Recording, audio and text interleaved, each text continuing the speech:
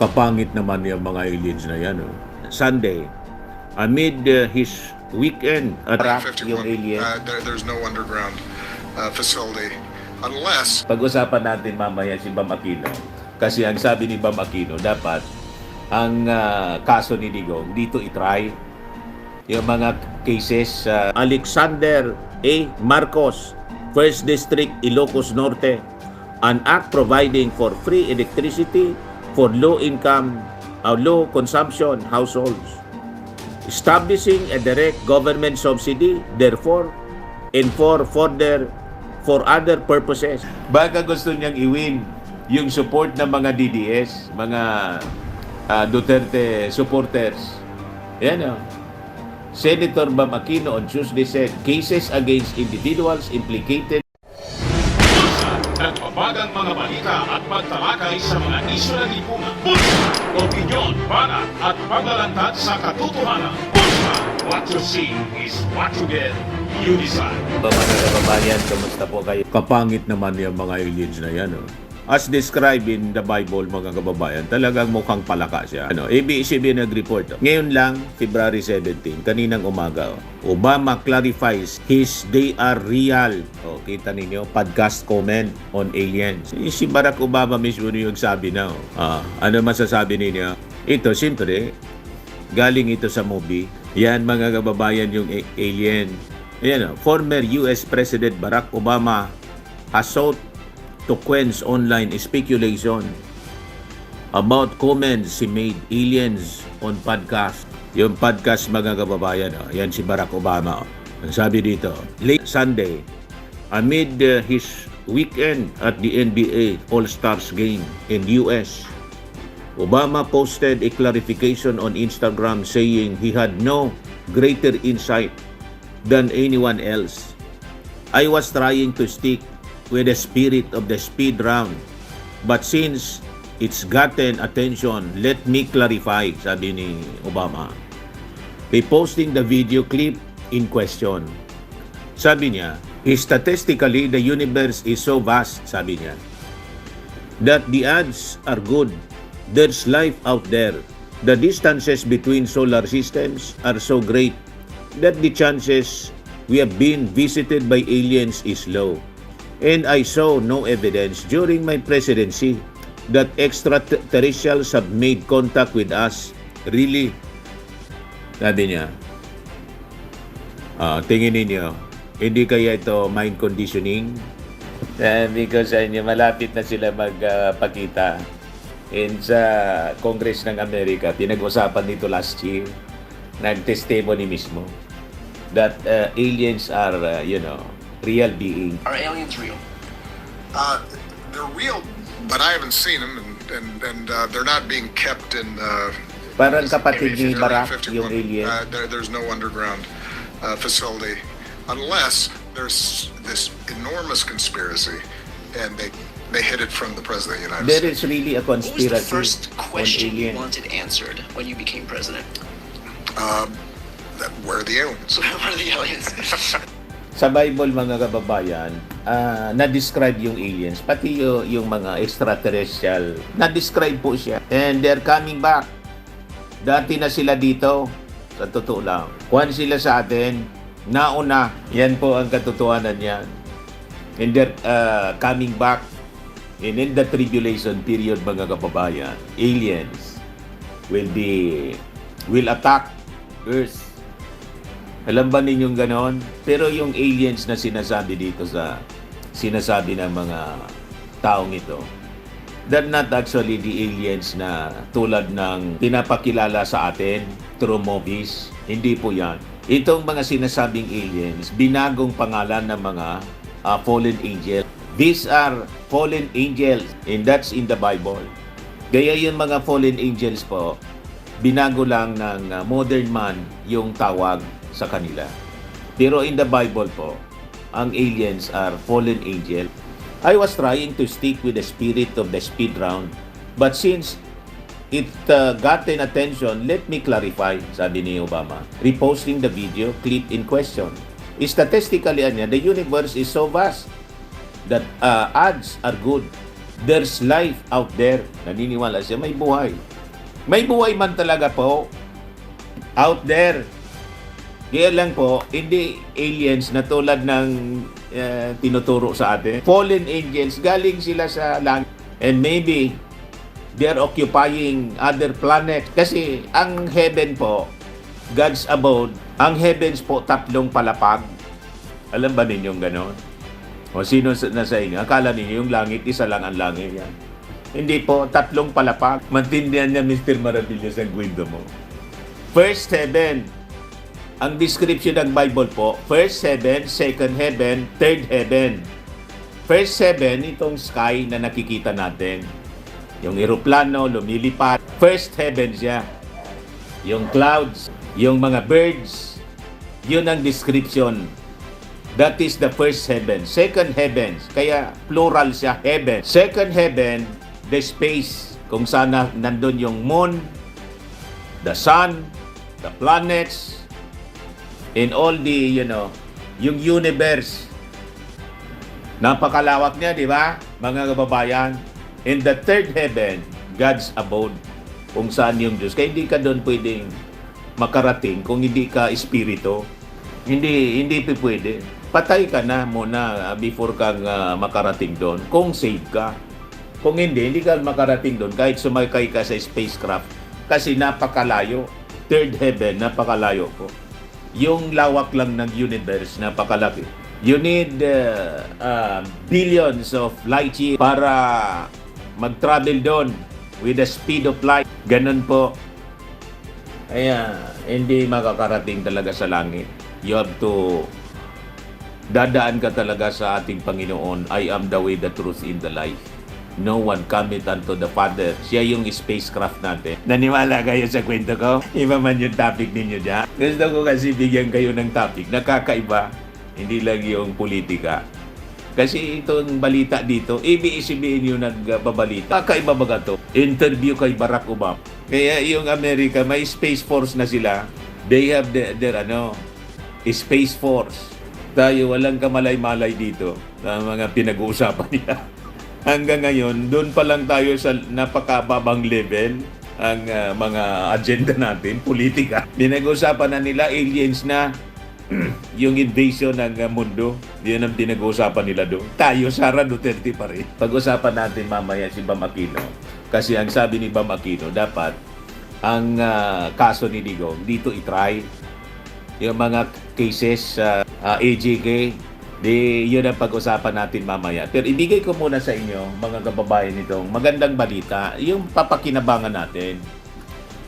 Itong naunahan na naman po, mga kababayan, ni Sandro Marcos, si Marcoleta. Di ba si Marcoleta yung nag-promise ng 2,000 subsidy? Subsidy doon sa mga ang konsumo 2,000 pesos, free electricity. Hindi man po nangyari. Talagang pag DDS po, asa na yung promise ni Marcoleta. Yung nung kampanya, Marcoleta poses free electricity over temporary aid. Imbes daw yung mga ayuda na binibigay, dapat daw electricity direkta. O ano na? Kumusta na yung promise mo? Yung sinasabi mo noon during the campaign? Anong pizza na? Buti pa si Sandro, hindi nagpa-promise, pero ginagawa. Naunahan ka tuloy, o di ba nakakaya, senador ka, tapos matanda ka na. Si Sandro, bata pa, mabilis mag-isip at gumalaw. O ito, mga kababayan, free electricity proposed for low consumption household, sabi dito sa balita ng GMA. Naunahan si Marcoleta po. Free electricity proposed for low consumption households under new bill. Ang author po, si Sandro. Ibigay ko sa inyo yung full story. Ito yung papakinabangan natin, mga kababayan. Walang chichi-borichi. House Majority Leader in Ilocos Norte, Representative Alexander Sandro Marcos, is pushing for free electricity for household with low consumption. Ito yung draft niya. Authored by, introduced by Honorable Ferdinand Alexander A. Marcos, 1st District, Ilocos Norte, an act providing for free electricity for low-income low consumption households. Establishing a direct government subsidy, therefore, and for other purposes. Yan ang leader, mga kababayan, hindi yung puro daldal. Una, yung ating Pangulo, in-implement ng ating Pangulo. So yung tawag dito, nilaunch na automatic lifeline subsidy. Automatic lifeline subsidy at pinadaling net metering, magpapababa ng bayarin sa kuryente ng milyon-milyon Pilipino. Yun ang nilaunch niya ng ating Pangulong Bongbong. Sa ilalim ng Lifeline Rate Subsidy Program, automatic na ang Lifeline Subsidy para sa mga kwalipikadong benepisyaryo ng Pantawid Pamilyang Pilipino Program. Mismo na inaasahang aabot sa mahigit 3.09 milyong miyembro. Ang mga tahanang may konsumo na 0 hanggang 50 kilowatt hours ay libre na at wala nang kailangang bayaran sa kuryente. Wala naunahan na si Marcoleta kasi puro lang pakikipag-away at puro lang pagdepensa sa kay Digong at saka kay Sara. Naubos lang yung panahon nila sa kakadepensa kay Sara. Walang pakinabang yung mga mamamayang Pilipino. Si Sara lang ang pinaglilingkuran nila. Ang mga tahanang may konsumong 0 to 50 kilowatt hours, libre na at walang kailangang bayaran sa kuryente. Kaya mas mababawasan ang gastusin at maaari itong ilaan para sa iba pang pangangailangan ng pamilya.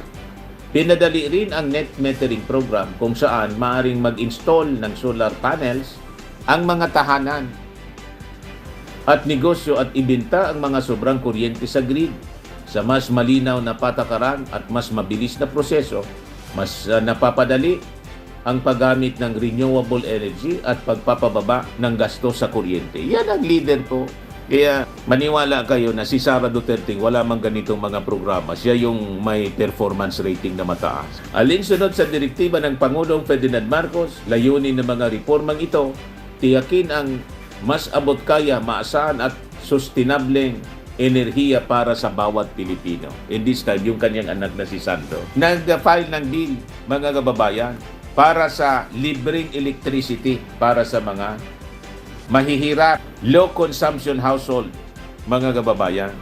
Ang tanong natin, kumusta naman yung mga congressman na Duterte? Si Pulong. Ano na na-file ni Pulong? Ano? Di ba 3 yung Duterte? May 2 pa, nakalimutan ko. Anak yata yun ni Pulong. Yung isa doon. Ano na? Kumusta na? Anong bill na papakinabangan ng ating mga mamamayan ang na-file other than yung manggulo lang at manlait sa ating Pangulong Bongbong? Yung nilalait nila na pamilya, siging trabaho. Ito, Marcos made a proposal under House Bill 2700 on the Free Electricity for Low Consumption Household Act, which provides government subsidy for electricity bills of qualified households within a defined monthly threshold and exempts the subsidized portion from the 12% value-added tax. Kita ninyo? Tapos si Martin Romualdez nag-file. Pati yung tawag dito, yung Tingog Party List, nag-file ng bill para 3,000 pension para sa mga farmers o yung mga old, mga matatanda na at disabled na mga farmers. Bibigyan ng monthly pension 3,000, tapos insurance of 25,000 to 50,000. Yun ang final na bill. Kita ninyo? Mga bill na kapakipakinabang at talagang makakatulong sa mga mahirap. Sabi ko nga doon sa noong panahon na ako nasa mainstream media pa, many times na didiscuss ko to. Sabi ko, bakit yung mga farmer wala man lang bonus? Pag December, ang nagbo-bonus po yung mga empleyado sa pribado, sa gobyerno. 13-month pay, 14-month pay. May isang sakong bigas pa. Ang sasarap ng buhay ng mga empleyado sa gobyerno kasi air condition sila. Sa opisina malinis yung air condition. Ganon din sa pribado, nasa opisina sila, air condition. Pag December may bonus, 13-month pay, Christmas bonus, cash gift. Yung farmer, na nagpapakain sa atin araw-araw, kung hindi sila magtatanim ng palay, wala tayong mabibili. Magugutom tayo. Hindi man lang maisip, sabi ko, noon, ng gobyerno, kahit man lang pag Pasko, once a year, bigyan ng 10,000 na Christmas bonus. One time, para may pagsaluhan man lang pag Pasko. Buti na lang, ngayon, si Martin Romualdez nag-file ng bill, pension to farmers, 3,000 per month. Yung matatanda. So naisipan nito, mga kababayan, this time, yung kanyang pinsan si Sandro, laking tulong ito mga kababayan. Subsidize yung mga electricity bills of qualified household within a defined monthly threshold and exempts the subsidized portion from the 12% value-added tax. Wala na siya. Dapat tanggal na yung value-added tax niya. The bill defines an eligible household as residential consumer whose average monthly consumption over the preceding 3 months does not exceed 135 kilowatt hours or whose monthly bill does not exceed 2,000. Pag ang monthly bill mo hindi 2,000, wala ka nang babayaran. Naunahan sa galaw si Marcoleta. Si Marcoleta, mabilis lang dumaldal. Pwede na i-sponsor niya na din ito. Naunahan siya sa Congress, nasa Senado siya. Kailangan may counterpart sa Senado. Di ba? Pwede siya na mag-sponsor din doon. Whichever is lower, subject to certification by the Energy Regulatory Commission or ERC in the Department of Energy. If a household exceeds the threshold in a particular billing period, it will shoulder the entire bill for the month. Di ba? Without subsidy. However, such temporary ineligibility will not automatically disqualify it from availing of benefits in succeeding billing periods, subject to continued compliance with eligibility criteria. Electricity is a basic necessity of modern life, sabi po ni Sandro Marcos. This bill niya seeks to institutionalize a direct government subsidy for low consumption households. Yung pambayad nila sa kuryente, magagamit nila sa sa pagkain, dagdag allowance para sa kanilang mga anak na nag-eskwela, diba? Baon ng kanilang anak, napakalaking tulong para sa mga mahihirap itong bill ni Sandro Marcos. Kumusta naman yung Duterte? Anong bill? Anong bill man lang? The current system of electricity, granting them free electricity within reasonable monthly threshold and eventually phasing out the current system of cross-subsidization, sabi po ni Sandro. The current system of electricity subsidies delivered through the lifeline rate for indigent consumers and the senior citizens discount is implemented through cross-subsidies where other consumers shoulder the cost. With this measure, low income and marginalized families now have easier access sa electricity subsidies. Yan ang sabi ni Sandro Marcos.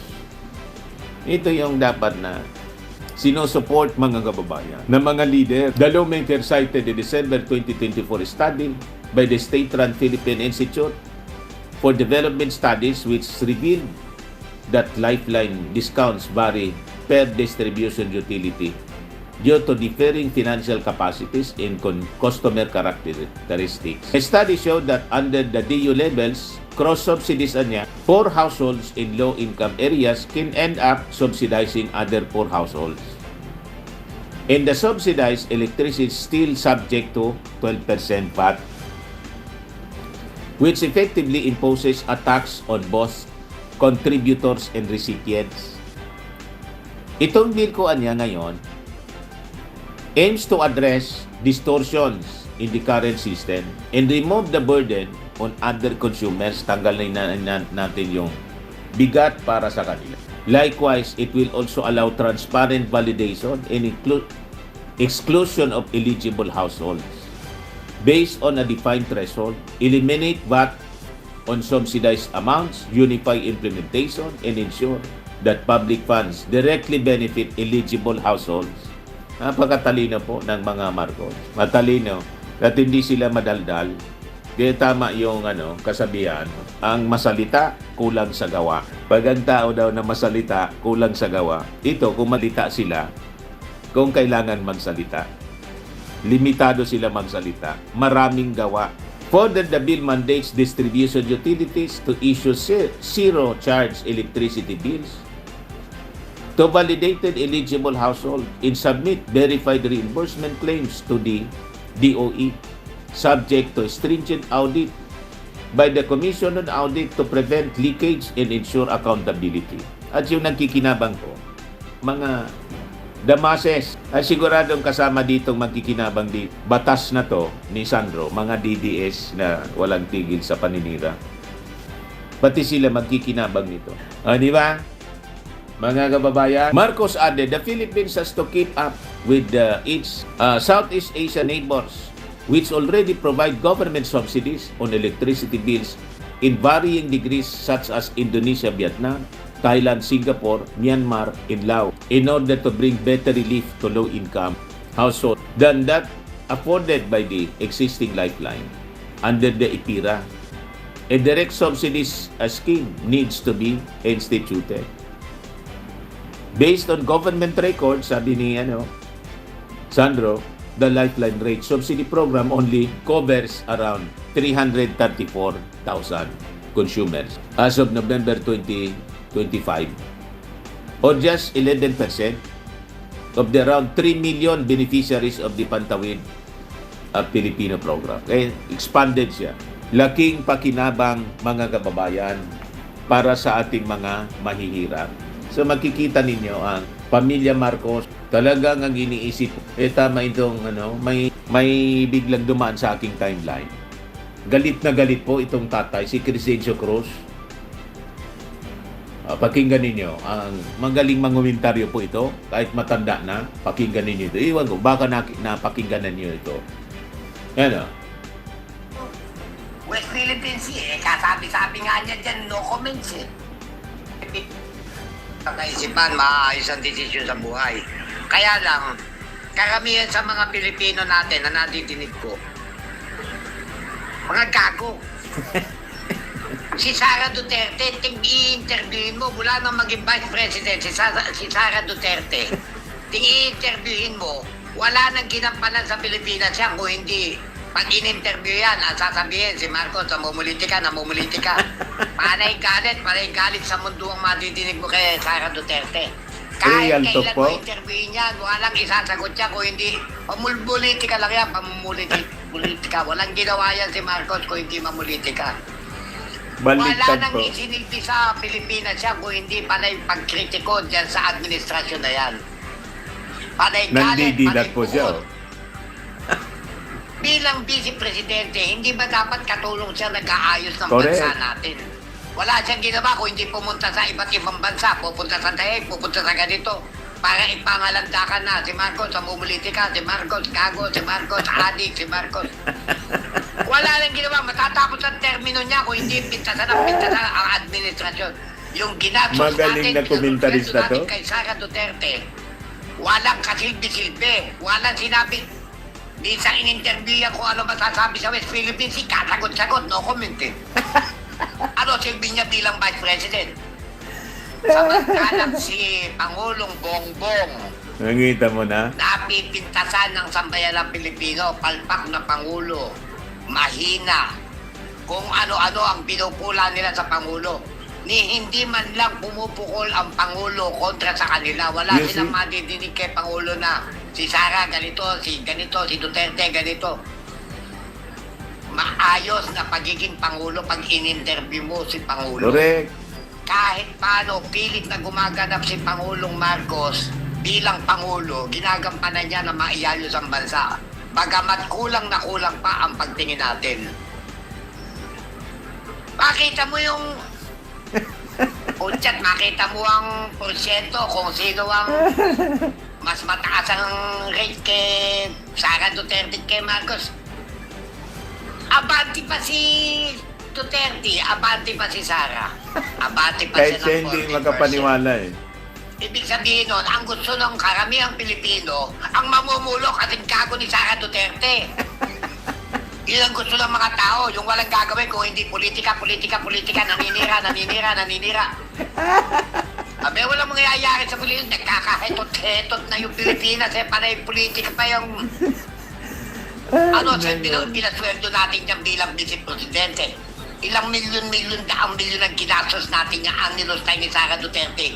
Daang milyon para sa kung saan sa mga lakad, kung saan para mamulitika.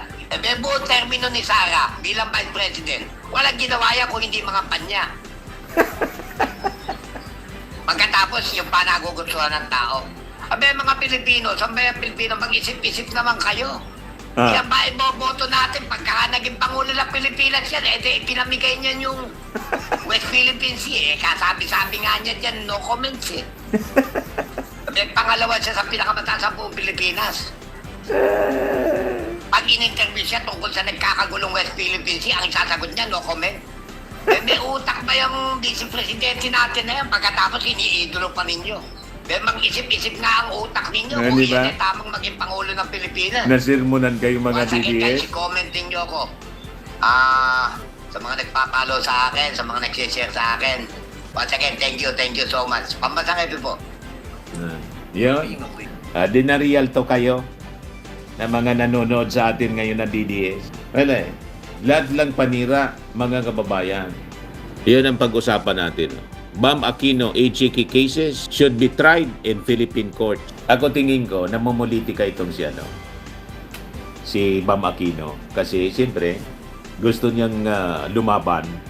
Siguro, either Vice President or baka gusto mag-presidente na. Hinihilot siguro mga DDS. Pero with this position, iwan ko kung baka isumpa siya, pati ng dati niyang mga supporter, baka gusto niyang i-win yung support ng mga DDS, mga Duterte supporters. Yan o.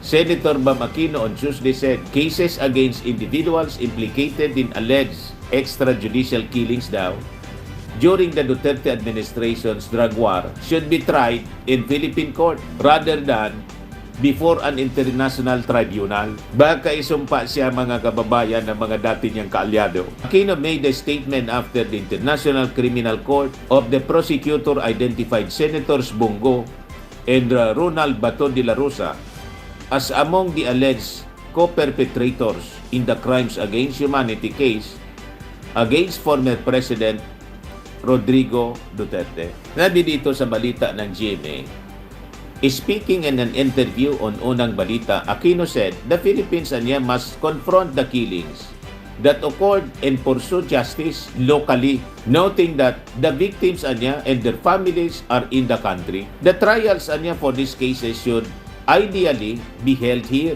in the Philippines because this is where the victims are. Wala po, yung mga biktima po, walang tiwala dito.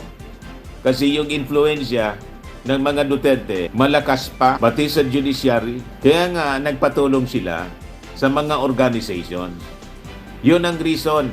Yung mga pamilya ng mga biktima, pupunta sila doon.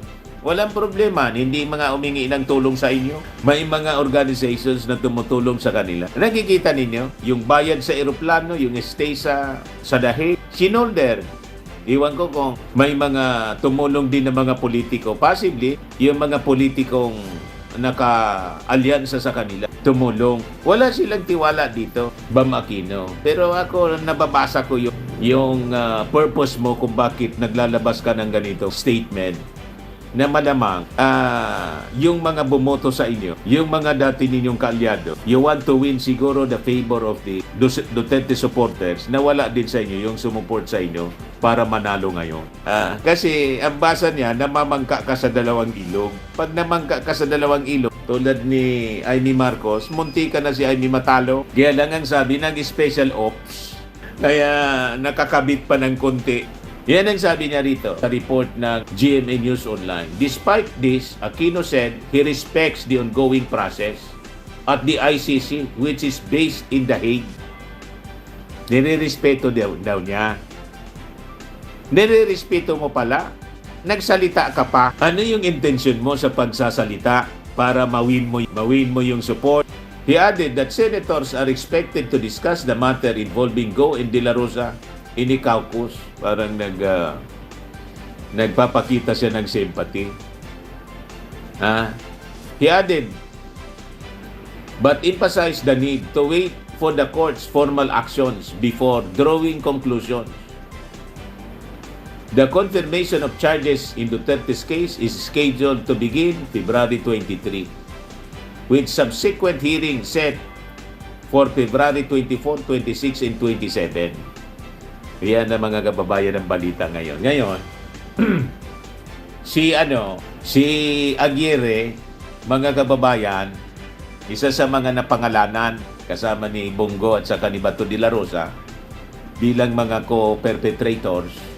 Sabi dito, Aguirre to seek guidance on foreign tribunal arrest warrants after being tagged in ICC case. So, magsasubmit siya, magpa-file siya ng petition. Yung, kung kasi nito, detalye. Plano niyang mag-file ng petition sa Supreme Court. Kala ko ba, sabi ni Aguirre, hindi niya siniseryoso. Hindi daw niya ito siniseryoso. Pero bakit? Kung hindi mo siniseryoso, bakit kailangan mo mag-file ng petition? Seeking guidance. Yan. Former Justice Secretary Vitaliano Aguirre said he would file a petition before the Supreme Court to clarify procedures for enforcing arrest warrants from foreign tribunals after being tagged as a co-perpetrator in the ICC case. Yan talaga itong mga supporters ni Digong. Pari-parihas po. Iba yung sinasabi sa ginagawa. Hindi ko man niya yan siniseryoso. Pagkatapos ngayon, ito yung plano niya. Some parties say the ICC arrest warrants should go through local courts before they are carried out in order to uphold constitutional right. Speaking on Billionaire News channels, Aguirre said he would never hide. Hindi ka magtatago. Ganon din yung sinabi noon ni Bato de la Rosa. Sabi ni Bato de la Rosa, pari-parehas kayo. Malamang, pag nilabas na, kasi ang sabi ni Jose Castro, pag lumabas na niya yung ICC warrant of arrest, we will cooperate with the Interpol. So immediately, i-deliver sila mga kababayan. I-deliver pa dahil. Ako tingin ko, itong mga sinasabi ni Aguirre, parehas ng sinasabi ni Bato de la Rosa na make my day. Yun pala, naghanap na ng tataguan mga kababayan. He pointed out that there is an issue that needs to be resolved judicially. Tingin man niya Mr. Maravillas niya, hindi man nila mapipigil yung ICC. Mapipigil, hindi man sakop ng Supreme Court. Kontrahin pa yan ng Supreme Court. Hindi yan niya Mr. Maravillas. Yung cooperation ng Pilipinas. May obligasyon tayo, malinaw, sa Interpol at napakaganda ng paliwanag ni Dean Santa Maria. Hindi na kailangan na niya na mag-coordinate pa sa local courts. Consistent na niya dito sa ating batas. We are under obligation. Crimes against humanity. Napakaganda ng paliwanag ni Dean Santa Maria. Kanina diniscuss natin. The Supreme Court earlier handed down rules on extradition proceedings. Hindi man po yun pero walang problema. Kung gusto ninyong mag-petition, wala man makakapigil sa inyo.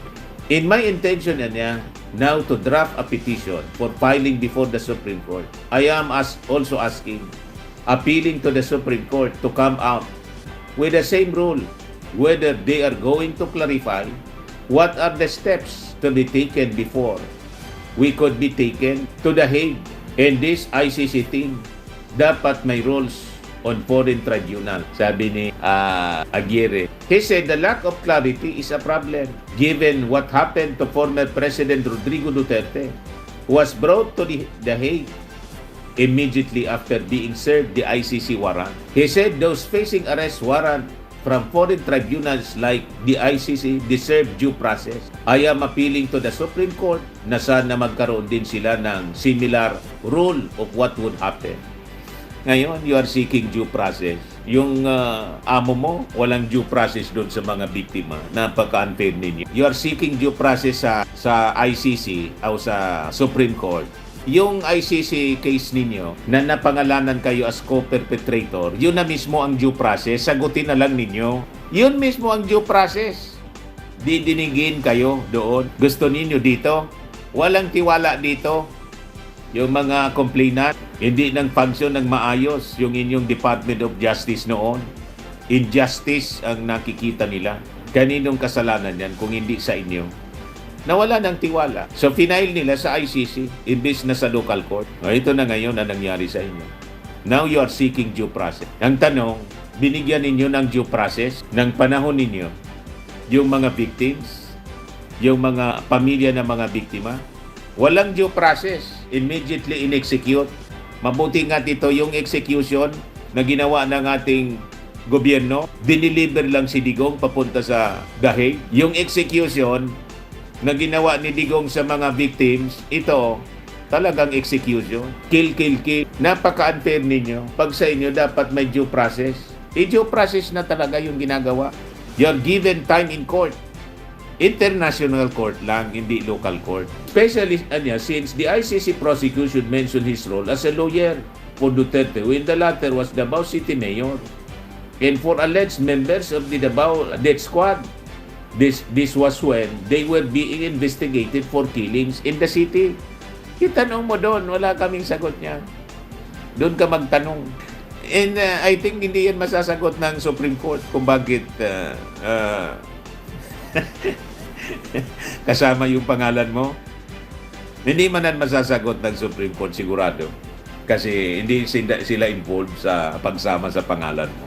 And Jerry pointed out that being a lawyer is his profession. Paano naging crime na pala yung pagiging abogado dito sa Pilipinas o at least sa ICC? Hindi namin masasagot yan talaga. Doon. Parang yung tanong ni Harry Roque kung bakit siya nakasuhan. Abogado din na niya ako. Abogado ng Pugo. Inasilip na hindi ka lang basta abogado. Abogado sa Pugo. Sangkot ka mismo sa Pugo operation. Huwag kami, Harry Roque. Ano ka ngayon, Harry Roque? Parehas ang linya ng defense ninyo. O ito yung latest ngayon, may pinalabas na balita. Lawyers for the drug war victims believe no amount of shock and awe factor in former President Duterte's defense, especially his claims of deteriorating health, can exempt him from being charged with crimes against humanity. Pag-uyok, sabi dito sa amin, nag-uyok, nagdahilan. Paano naging unfit for trial? Na sabi ni yung asawa niya, si Elizabeth Ser. Okay niya. Kumusta niya si President Digong? Interview. Maayos niya.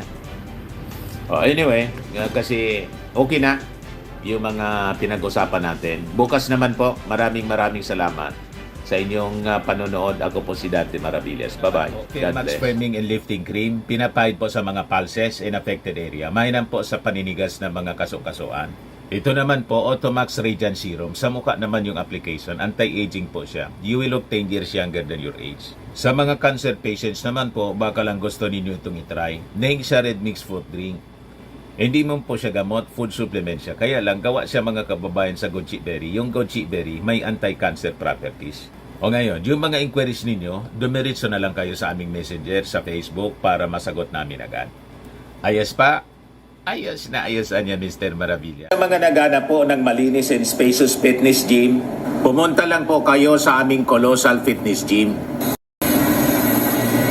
May Grab car rental din po kami. But anyway, ito po pala yung aming bagong product na binibenta online. I am worldwide amazing pure organic barley powdered drink mix from Australia. Negosyo to ng aking anak na architect entrepreneur Riz Maravillas. Ayan po. Kontakin na lang po ninyo siya, Riz Maravillas on Facebook.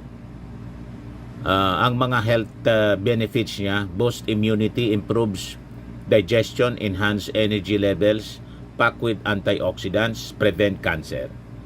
Ito naman po yung bago naming product na binibenta online. Eye Glow Serum, whitening po siya. Tingnan ninyo yung epekto sa aking anak na architect before and now. Yung mga inquiries po ninyo, dumiretso na lang kayo sa kanyang Facebook account, Riz Maravillas.